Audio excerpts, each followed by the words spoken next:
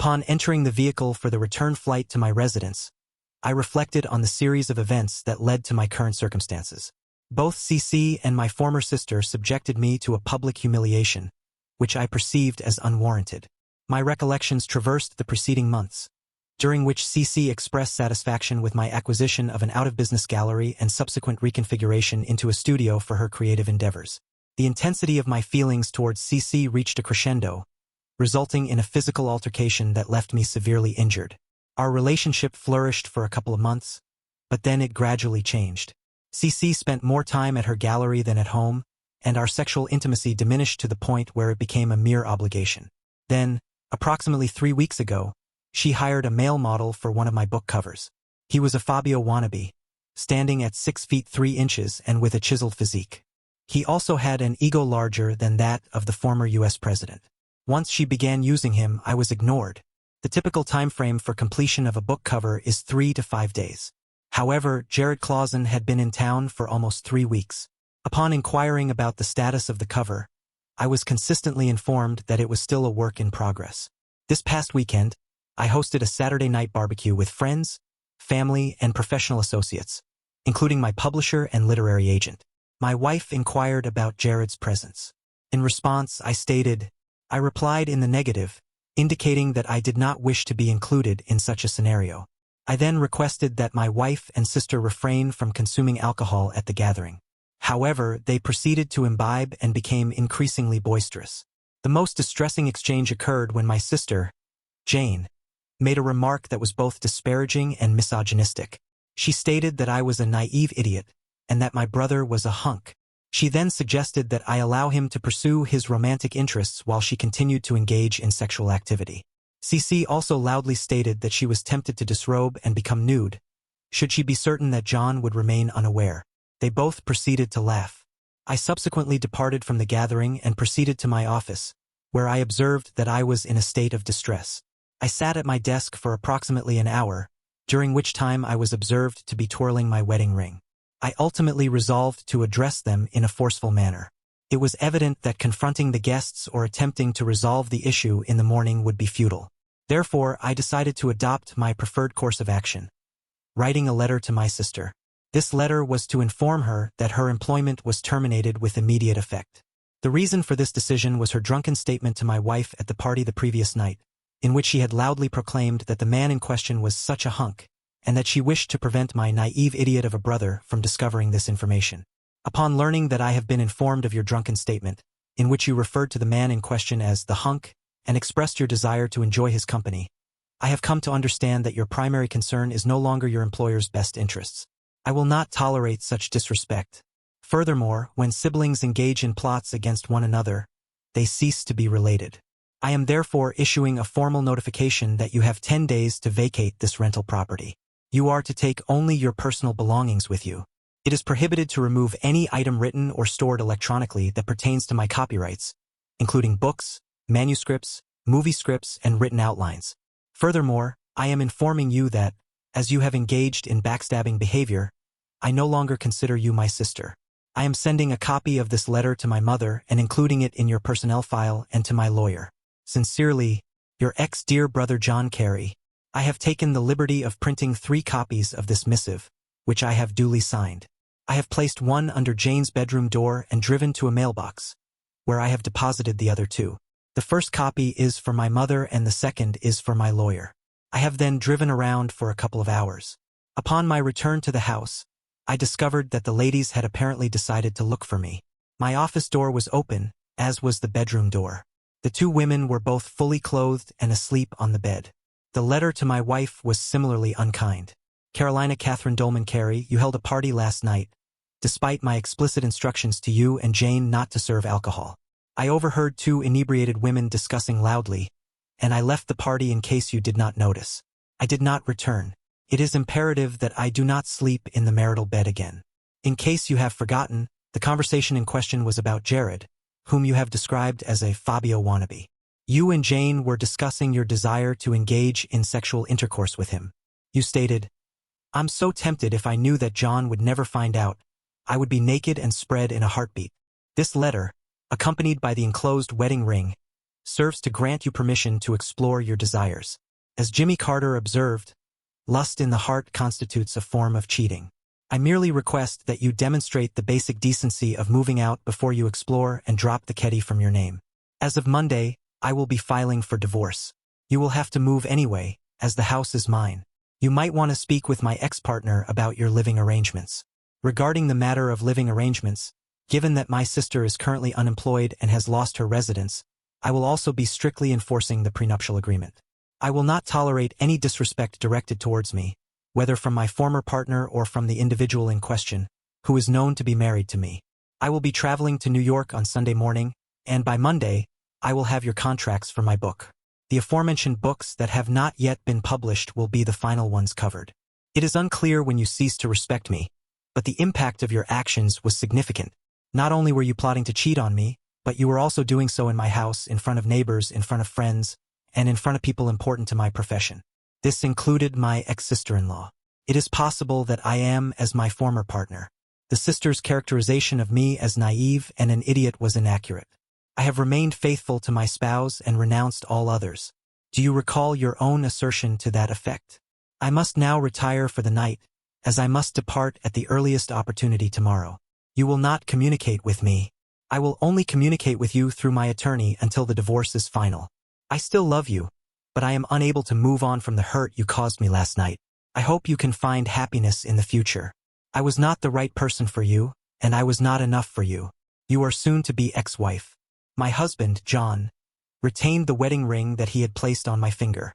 It may be bent and have some cracks, but it must have been a good quality ring because I could not break it. I no longer require it, so I used a hammer to destroy the ring and placed it and the letter in an envelope. I then placed the envelope on Cece's toothbrush holder and retired to the office fold-out bed. I awoke at an early hour and prepared coffee before going out on the deck to ponder the situation. I needed to contact the airline and the hotel chain that I use when I have to go to New York. I had booked a round-trip first class with an open. I concluded the return leg of my journey and reserved a suite with the same provisions. I assumed that I would be in the city at least until Wednesday and possibly until the weekend. However, upon reflection, I realized that my publisher and agent had been at the house the previous night. Consequently, I would be flying to meet them in the city, where they either would not be present or would not be in their offices until Tuesday, when the plane landed. I therefore contacted my agent to inform him that I informed him that it was his decision whether or not to continue as a client. I then informed him that I would no longer be commissioning any future covers from her, but that I would leave the remainder of her work to her discretion. I then contacted my publisher, Adrienne Nara, and informed her that any covers that Cece had submitted for books that had already gone to press were to be used. However, for books that had not yet been published, I required a new artist. I also informed Adrienne that, should she wish to retain the services of Cece, she would need to fulfill the terms of her complete contract and bill me accordingly. Once I had accomplished this, I had no desire to remain in New York. Consequently, I contacted the hotel and canceled my reservation. I then proceeded to the airline ticket counter and changed my return flight to a trip from New York to Portland, Oregon, with a connection back to my home on the flight to Oregon. I spent some time pondering my future. I considered the betrayal I had suffered at the hands of the two women closest to me. However, I would continue writing. A writer may be considered to have ceased writing upon their demise, even in the absence of any tangible output. At the time of the plane's landing and my subsequent return to my room in the airport hotel, this was not a concern for me. Given the proximity to dinner time on the coast, I ordered a steak and a beer. The following morning, I opted to explore Portland by car.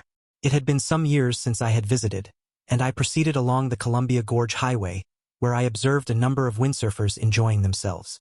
I also witnessed a good quality a large ship pass through one of the locks, and I simply engaged in the activities typically associated with tourists on that particular evening.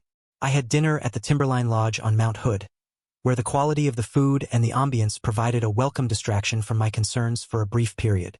On Tuesday morning, I received a call from Jared Clausen, who had been attempting to ingratiate himself with me. He inquired about the circumstances surrounding the termination of his contract. When I informed him that I was not in a position to comment on that matter, he seemed dissatisfied. The issue was not related to the contract, but rather, Cece was attempting to protect himself. He should discuss the matter with her later that day. I received 2 emails from Cece. I read them. Jared, I regret to inform you that, Due to the termination of my contract with Elizabeth Jester, I must terminate your employment. I will, of course, pay all monies owed to you. Additionally, I will cover any housing costs through Saturday at 5 o'clock. The final digit of the time is 00. Monday, should I require the services of an individual who meets the aforementioned criteria in the future, I shall contact your agent. The following day, I contacted all of our invitees to the Barbie. Dear friends, I am writing to express my sincerest apologies for the regrettable actions I exhibited at the barbecue last Saturday evening. If you were unable to attend the event, I extend my apologies to you for the distress I caused my husband and his relationship with you. I acknowledge that my actions were ill-considered and unacceptable. The aforementioned incident caused immense hurt to my husband. Being under the influence of alcohol is not a valid excuse for my actions, nor is being inebriated. My statements and the act of consuming alcohol were insults to my husband. He has decided to take action to stop the insult and hurt. Should John and I separate, I hope you will support John. He did not deserve to be treated in this manner, and he should not lose your friendship because of my actions. I apologize for any embarrassment that I caused genuine hurt to Carolina Catherine. The apology seemed sincere, yet I remained distressed. I consulted with my business lawyer, Gary Chambers, who recommended a divorce attorney. He suggested the name Sally Winston, and I arranged a telephone consultation with her office. I outlined the proposal and expressed willingness to improve if she did not object. Sally offered suggestions and stated that when I returned in the city, we would convene to sign the requisite documentation and settle the outstanding balance. She also advised that I should respond to her apology. I conveyed my thoughts to her, and she concurred with my assessment. Consequently, I sent the following email to the address provided. I accept your apology.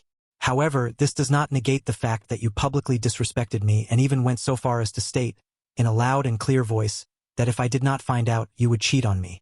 I accept your apology, but merely expressing remorse is insufficient. I contacted G. Chambers' office today, as you are aware, as I also use his services. He provided me with the contact details of a divorce lawyer that I am meeting with tomorrow. As I stated in my previous correspondence, you will need to vacate the marital residence, which was owned by me prior to our marriage. Our prenuptial agreement stipulates that you will receive half of the joint account. If you do not contest the divorce, you can retain possession of the account, and I will contribute an additional $100. I will even pay to have the gallery modified to include an apartment on the second floor if you so desire. I simply wish to be free from your disrespectful behavior. This was the end of my correspondence with CC for that day. I was closing my laptop when a new email appeared. It was evident that the act of kissing was going to be ongoing for a considerable length of time. I love you, John. You have been my source of support since I left secondary school. You provided me with assistance when I entered the military and helped to fund my college education. I derive great pleasure from my work for you. I would be grateful if we could reconcile in the future. For the time being, I will comply with your instructions. I hope that at some point you will be willing to forgive me. I never intended to cause you any harm or disrespect, whether as a colleague or a superior. I am truly sorry for what I have done. Please accept this apology in the spirit in which it is offered. I will allow you to initiate contact if you decide you want to. I will not block any communication. I have opened the doors, but you must push them open. I wish to make it clear that I love you. I have read your letter several times and realized that Jane is family. While I was still angry at her for the insult, I have probably also hurt her almost as much when we were growing up. I respond to your apology and forgive you. You are my sister, whether I am angry with you or not. I am angry with you now, but I believe you understand why. I still want you out of the house. I also meant what I said about you being terminated as my proofreader. I think we were probably... The proximity of our daily interactions has led to an unfortunate accumulation of negative sentiments. While I hold you in high regard, your recent actions have caused me to question my feelings towards you. I anticipate that, with time, I will be able to overcome this obstacle. For now, I require a period of solitude to facilitate my recovery. I am scheduled to consult with a lawyer tomorrow to initiate the divorce proceedings. I have already informed CCE that I would not take her back. It is imperative to comprehend that the issues at the party were merely the most recent in a series of challenges. Your statements merely exacerbated the situation. Additionally, it is unclear whether either of the women was aware of Jared's sexual orientation and, therefore, would not have initiated physical intimacy with CCC had she truly desired it. On Wednesday, I returned to the house and found it to be in a state of disarray. CC's mother had submitted her resignation letter to the kitchen counter, and CCE had removed all of her belongings.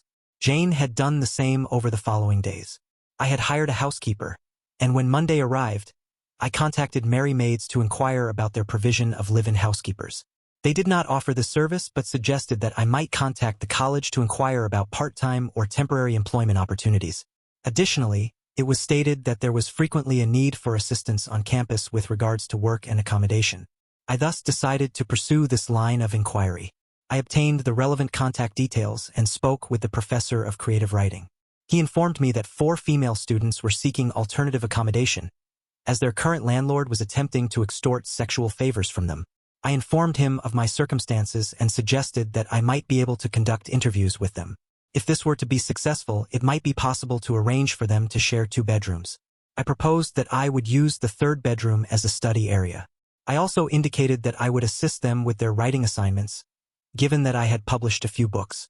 The professor responded with laughter and stated that we had a class dedicated to Elizabeth Jester. This turned out to be both a beneficial and a disadvantageous decision. The girls were well-mannered and pleasant. 2 of them, Sarah Cunningham and Angela Mason, were members of the sophomores, while the other 2, Alina Rodriguez and Sandy Skidmore, were juniors. They all expressed interest in the part-time work. The students were enthusiastic about the prospect of being remunerated, having a place to live, and having a tranquil space in which to study. Their sole criticism was the commute, but I highlighted that they were no longer liable for rent and had secured employment. I proposed leasing them each a compact vehicle to navigate to and from campus. They were permitted to utilize the cars solely during school hours or to the campus library outside of normal hours, unless they were traveling together. In such an instance, I would authorize their collective use of the vehicle. Use of my SUV was permitted for any other trips, and all other vehicle use was to be cleared by me. No drinking while driving was permitted. We discussed the needs of both parties and agreed on a set of 11 rules, which were written down and posted on the kitchen entrance door.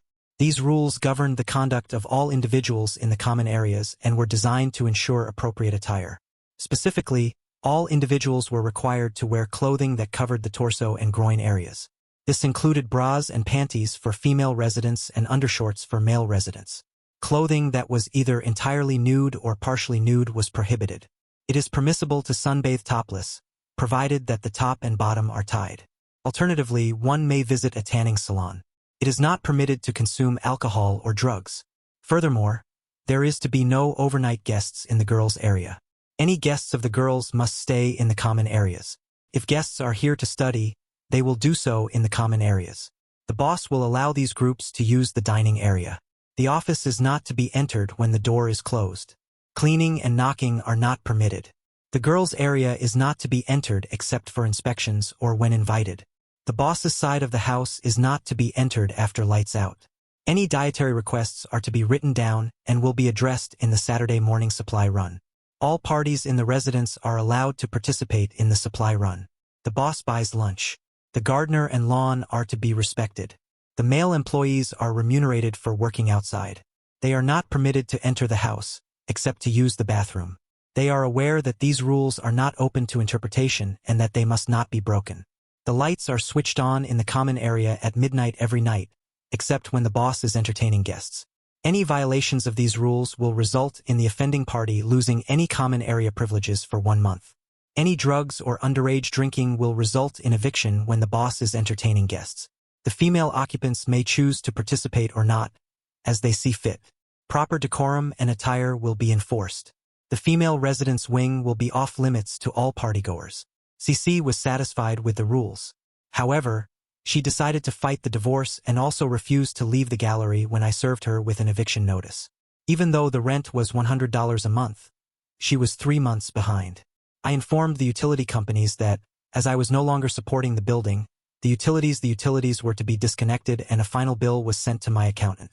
I then placed a realtor sign on the building. CC was displeased. She came over to the house one afternoon when the girls were on the deck sunbathing. I had not changed the locks. CC entered the house just as Sarah was preparing iced tea for all of them. CC loudly demanded to know who was in the house and what they were doing there in such revealing attire. I heard the commotion. CCE emerged from the office. I informed her that the situation was not, nor had it ever been, her house. The girls currently reside there during the academic year. If she wished to engage in a civilized discussion, she would have to leave my housekeepers alone. She appeared visibly shaken by my outburst. She sat down in one of the dining room chairs. I proceeded to apologize to the girls. Sarah was crying. I took her hand and led her back to CC. I gave her 15 seconds to respond. To apologize to this young lady. She is here with my permission. Once more, you have allowed your mouth to overrule your brain. After you apologize, please leave the chair and the building. Your 15 seconds start now. CC appeared as though I had slapped her. She dropped her house and gallery keys on the table and left that day. I informed my lawyer that I wished to terminate the prenuptial agreement and to demand that CC the sign was to be signed and returned within 15 days. Otherwise, legal proceedings would be initiated. The sign was signed within a week. The girls were then taken to the gallery to view the premises. There were no obvious issues or signs of neglect. There was, however, a considerable amount of dust, indicating that the premises had been unoccupied for some time. The girls were then informed that the property was no longer required. They were then asked for their opinion on the potential conversion of the property into apartments for off-campus housing. I proceeded to elucidate the concept of campus housing, wherein I proposed the implementation of at least one resident manager, ideally a married couple, with the remaining space designated for residential use. This would allow for the creation of 6 two-bedroom apartments.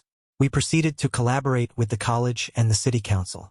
The college was highly supportive of the initiative, and I proceeded to implement my designs in accordance with the city council's approval. The construction was completed by the commencement of the subsequent academic year, and I secured the services of a local young married couple to serve as live-in managers. The husband was unemployed and demonstrated exceptional proficiency in maintenance, and thus I appointed him as the maintenance manager. The children expressed great enthusiasm for the apartments were well-designed, cost-effective, and included dedicated study areas. Following the finalization of the divorce, CC was no longer entitled to her half of the joint account. Jane and I reconciled, and when the first 2 girls graduated, she relocated to live with me. She had also begun writing and had 2 novels completed and published. She and I shared the office and assisted any of the girls still residing in the house. I also served as her proofreader. She resumed her role as my partner. She also ceased alcohol consumption. She ceased apologizing when I picked her up and spanked her on the buttocks. She laughed and screamed when I stood her up. I informed her that we were now on equal footing, and that she would soon be over her hurt. I received a squeal, a hug, and 3 thank yous in quick succession. I have gained insight into the direction my life is taking. I am helping a great deal. My sister is content and I am coping, which brings this account to a close. If you found this account engaging, please indicate your appreciation by clicking the thumbs up icon and leave a comment. Your feedback is invaluable to me. It helps me to understand what content is of interest to you and therefore helps me to optimize my content strategy. If you are new to this channel, please subscribe so that you can be kept informed of new content. Thank you for watching, and I look forward to sharing more with you in the future.